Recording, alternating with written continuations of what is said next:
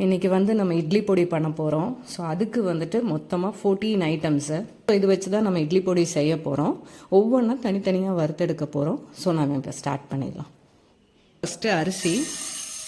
இதோட மெஷர்மெண்ட்ஸ் எல்லாமே நான் டிஸ்கிரிப்ஷனில் உங்களுக்கு கொடுத்துடுவேன். ஸோ அந்த மெஷர்மெண்ட்டில் பண்ணிங்கன்னா உங்களுக்கு ரொம்ப ஈஸியாக இருக்கும்.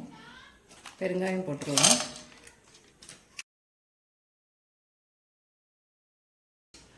இப்போ நம்ம உளுந்து வறுத்துடலாம். இதுவும் நல்லா ப்ரௌன் கலர் ஆகிற வரைக்கும் நம்ம வறுக்கணும். கடலைப்பருப்பு வறுத்துடலாம். இதுவும் நல்லா ப்ரௌன் கலர் ஆகும். கொள்ளு போட்டுடலாம்.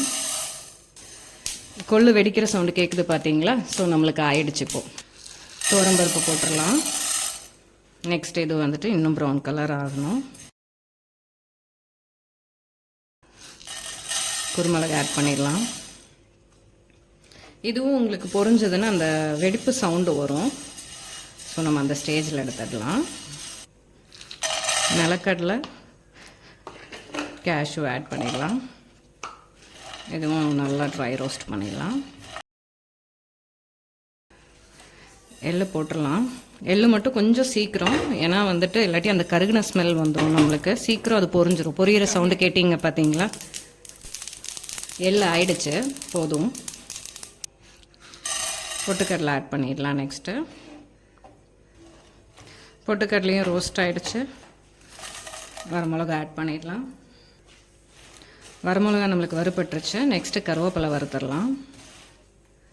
கருவேப்பிலை வந்துட்டு நம்ம கழுவி வெயிலில் காய வச்சு ஆட் பண்ணுறோம். கருவேப்பிலை நல்லா ரோஸ்ட் ஆகிடுச்சு. இப்போது நம்ம இதை எடுத்துடலாம். கேஸ் ஆஃப் பண்ணிவிட்டு நம்ம உப்பை வந்துட்டு அதில் கொஞ்சம் ரோஸ்ட் பண்ணுறோம். எதுக்காக அப்படின்னா கல்லுப்பில் வந்து எப்போவுமே ஈரப்பதம் இருக்கும். அந்த ஈரப்பதம் போகிறக்காக கேஸ் தான். இனி எல்லாம் ஆறுனதும் நம்ம மிக்சி ஜாரில் போட்டு அரைச்சிட்டோன்னா முடிஞ்சது. இட்லி பொடி நம்மளுக்கு இப்போ ரெடி ஆகிடுச்சு.